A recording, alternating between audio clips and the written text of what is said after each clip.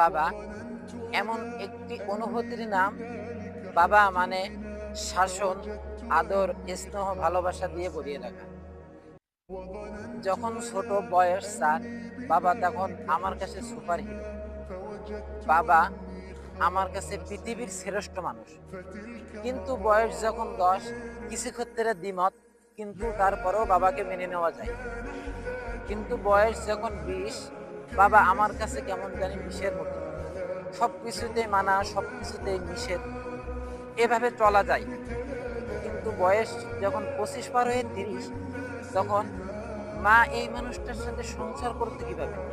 এই মানুষটার সাথে সংসার করা তো দূরের কথা, এই মানুষটার সাথে চলাই তো অসম্ভব।